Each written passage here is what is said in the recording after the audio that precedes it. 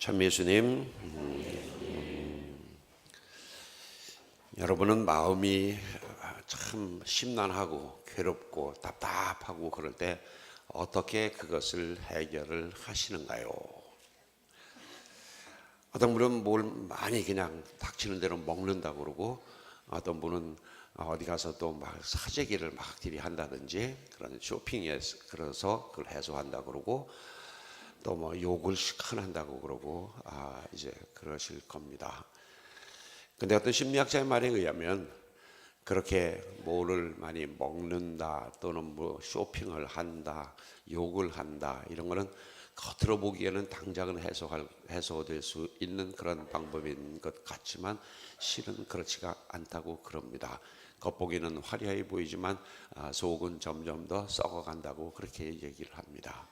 오히려 그 학자의 말에 의하면 좀 시시한 거, 그냥 심심한 거, 그냥 가만히 내버려 두는 거, 그게 이게 자기가 자기 자신을 정화하는데 큰 도움이 된다고 그렇게 이야기를 합니다. 어떤 분은 재밌게 저는 마음이 답답하고 심란하고 막 그럴 때 장례식장에를 한번 다녀오면 속이다 이렇게 뭐가 이게 마음이 싹 편안해진다고 그런 얘기도 이렇게 해주시고, 어떤 분은 또 특강 같은 거 이렇게 좋은 얘기 자주 들으면 그런다고 그러고 그렇게 얘기를 했는데, 어쨌건 오늘 그 이 주제는 정화에 관한 부분입니다. 예수님께서 성전을 정화하셨고 그 다음에 또 예수님은 당신 자신을 그 이 성전이라고 표현을 하셨고, 또 교회에서는 우리 자신이 하나님의 성전이다라고 그렇게 가르칩니다. 우리 자신이 하나님의 성전이라고 친다면 그 우리 성전을 아름답게 가꾸고 또 깨끗하게 보존하고 또 더러운 게 있다면 정화시키는 것이 바로 우리들의 그 숙제라고 할 수 있을 겁니다. 근데 내가 또 우리들이 하느님이 또는 성령께서 머무시는 성전이다. 이제 영세 받을 때 이제 그 세례를 받으면 어떻게 된다라고 말은 들었는데, 정말 내가 성전이라고 하느님이 그 머무시는 궁전이라고 생각하면서 사는 사람은 아무도 없는 것 같아요. 나도 그래요. 내가 하느님의 성전이다라고 그렇게 생각하면서 살지는 않거든요. 그래서 차라리 이런 생각을 해봤습니다. 성전이라기보다는 정원이라고 그러자. 나는 주님께서 가꾸시는 이 정원이다. 성가에도 있잖아요. 내 마음은 주님께서 기르시는 저기 정원이라고 그렇게 얘기했는데, 이 정원이라는 것이 얼마나 마음을 그 정화시키고 깨끗하게 하는지, 넬슨 만델라의 정원이라는 그런 이 아주 단어가 하나가 있습니다. 그 남아프리카의 넬슨 만델라, 이분이 뭐 반정부 투쟁을 하다가 종신형을 받고 감옥에 갑니다.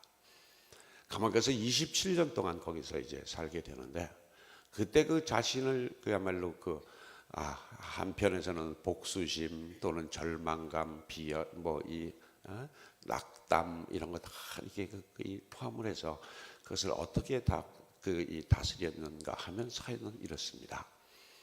그는 감옥에 이제 투옥되자 교도소장에게 면회를 청해가지고 한 가지 청을 합니다. 저 교도소 저 뒤뜰 한 구석에 거기에 이만큼 땅 한 평 정도 땅을 좀 나한테 다오. 내가 거기다가 좀 채소나 꽃을 이렇게 가꾸고 싶다라고 그 얘기를 했고, 소장은 이제 좀 정치적인 거물이니까 그 청을 들어줍니다. 그래가지고 그는 거기에는 초기에는 이제 뭐 별로 신경 안 써도 되는 뭐 고추 무슨 콩 뭐 이런 거 이렇게 심다가 차츰 거기에 꽃도 심고 장미꽃도 심고 이제 그걸 이렇게 좀 또 평수도 조금씩 더 늘려가면서 그걸 하는데, 정원을 가꾸면서 이 사람은 자기 마음에 있는 걸 거기다 다 이제 투사를 하죠. 내가 지금 이렇게 이 감옥에 갇힌 몸이고 억울하고 분노에 가득 차고 복수하고 싶고 인간적인 차원에서 보면 정말 절망적인 이 상황이지만 꽃들이 자라는 것을 보면서 희망을 갖고 그리고 다른 사람을 용서하고자 하는 어떤 그런 마음도 갖게 되고 그리고 화해라는 단어가 얼마나 소중하고 평화라는 단어가 얼마나 소중한지를 이렇게 마음속을 되새기면서 그 정원을 가꿉니다. 그런데 놀랍게도 그 한 사람뿐만 아니라 주위에 있는 다른 죄수들도 거기 와서 거들고 또 구경하고 이러면서 그 사람들도 이렇게 마음이 많이 정화가 되더라는 거죠. 그래서 이 사람은 감옥에서 나와가지고 정말 놀랍게도 자기를 박해했던 모든 사람들 다 용서하고 다 포용하고 하면서 최초의 이제 흑인 대통령이 되고 노벨 평화상 타고 정말 전 세계 아주 위대한 인물이 되죠. 한 평의 땅에서 그 꽃들을 키우고 그 채소를 키우면서 얻은 그런 소속입니다. 우리 마음을 하나의 작은 정원이라고 생각했으면 좋겠어요. 그래서 지금 내가 처한 그 상태가 절망적이고 괴롭고 힘들고 희망이 없는 것 같고 누군가에게 이걸 막 그냥 퍼부어대고 싶고 복수하고 싶고 그런 마음이 있다 그러면 거기에 꽃씨를 뿌리세요.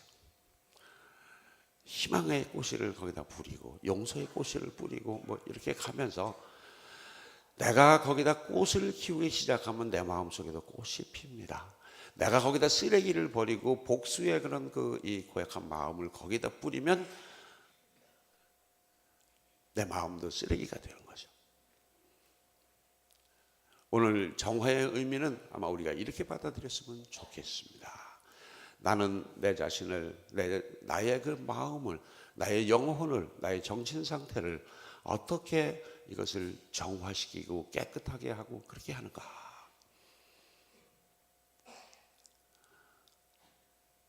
근데 제1독서 첫 번째 거기 가면 놀랍게도 아무 상관이 없는 것 같은데 복음 말씀하고는 아무 상관도 없는 것 같은데 십계명에 대해서 얘기가 나옵니다. 예수님은 성전을 그래서 뭐 장사하는 사람 내쫓고 막 이제 뭐 논쟁하고 막 정말 평소와 같지 않게 그렇게 막 좀 사람이 좀 격하게 과하게 이제 좀 변하셨는데 한쪽에서는 십계명에 대해서 얘기를 해요. 무슨 연관이 있을까요?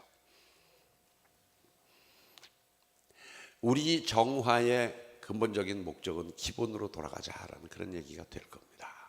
십계명은 하나님을 믿는 사람이건 안 믿는 사람이건 그야말로 생명을 가진 인간 모두가 아무 이의 없이 당연히 지켜야 할 최초의 말하자면 실정법입니다. 구체적인 그러한 그 언어로 인간들 너희는 적어도 이것만은 기본적으로 꼭 지켜라라고 한 법이 바로 십계명이에요. 신법, 자연법, 뭐 하늘법 이런 것들은요 그냥 기본적으로 뭐냐면 선을 행하고 악을 피해라.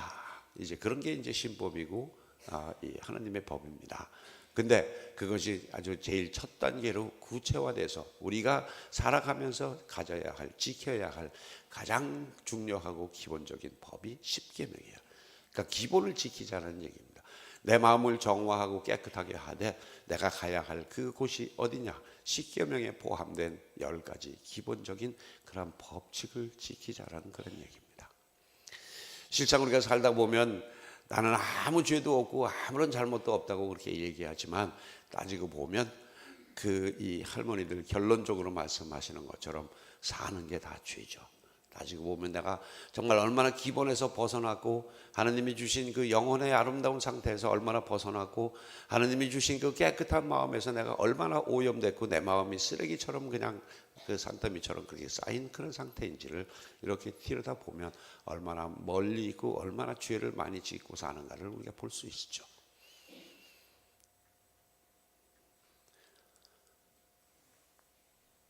혹시 여러분 중에 우리 어머니 아버지 이 임플란트 이빨 한 개 몇 개나 되는지 아시는 분 계세요? 내가 우리 어머니 임플란트 내가 5개 해드렸다, 뭐 6개 해드렸다. 내가 이게 나이가 들어서 임플란트 하다 보니까 거기에 신경이 가더라고. 그리고 어머니가 조금 더 오래 사셨더라면 그거 해드릴 걸. 어머니 틀렸거든요. 정말 어머니 아버지가 무엇을 바라고 무엇을 생각하고 어떤 게 소중하게 생각한지를 정말 자식인 내가 그것을 헤아리고 그렇게 해드렸는지. 개중에는 아마 매일 전화드리고 뭐 문안드리고 요즘에 가정방문 가고 뭐 이런 얘기 하다 보면 정말 아주 예쁘게 사는 분 참 많아요. 많은데 우리들 마음속에 부모님께 대한 마음, 이웃에 대한 마음, 거기에서 기본적으로 내가 상대방을 배려하고 정성을 다하고 사랑의 마음을 가지고 대하는 어떤 그런 이 기본적인 부분들, 그런 것들 잘 생각하면서 오늘 보냈으면 좋겠습니다.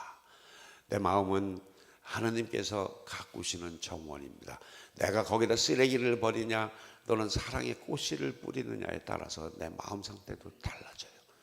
내가 그 정원을 아름답게 가꾸는 그 기본적인 목적은 내가 인간으로서 기본으로 다시 돌아가는 부분입니다. 그 기본 중에 제일 중요하게 생각해야 할 부분은 여러분들의 부모님께 정성을 다하는 자식이 되십시오. 거기서부터 아마도 출발할 거예요. 내가 부모님께 잘하는 그 마음만큼 자식도 나한테 잘하게 돼요. 그런 의미에서 오늘 오후에 하는 사순 특강 잘 들으시고 우리 기본적으로 가정의 소중함을 알고 또 내가 관계해야 하는 그런 사람들의 소중함을 아는 그런 우리들이 되었으면 좋겠습니다. 당신은 어떻게 당신의 마음을 정화합니까? 그랬더니 사순 특강 들으면 정화가 됩니다. 그런 분도 계셨어요. 여러분 마음을 정화하기 위하여 오늘 사순절 특강 꼭 들었으면 좋겠습니다. 아멘.